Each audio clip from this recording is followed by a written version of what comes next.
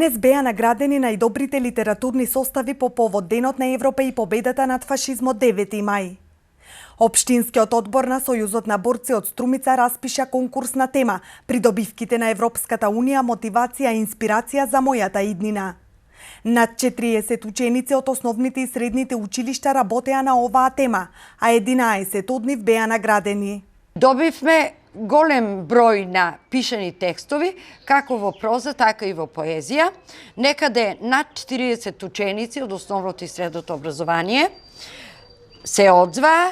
и покрај тоа што темата е малку посериозна, јас би рекла, посебно за основното образование, и како комисија одбравме и наградивме 11 ученици и бевме во недоумица често пати дали првото и второто место не представуваат прво место на освоена награда, што значи добивме, со ова сакам да кажам дека добивме навистина поетски напишани стихови, белетристички изразени, би кажала за одредена возраст ученици, посебно ова се однесува на учениците од средното образование. Целта на оваа манифестација, односно пишување творби за Денот на Европа, е како што рече Чурлинова, да им се оддаде почит на загинатите борци и секогаш да се сеќаваме на времето кога се изгубени најмногу човечки животи. Во чест на одбележувањето на 9 мај, како ден на победата над фашизмот, зло кое човештвото го преживеало и време во кое се дадени или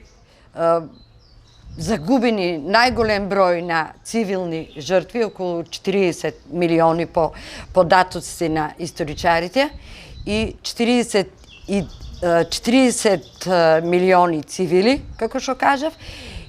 и 22 милиона она што велиме војни ангажирани лица во Втората светска војна.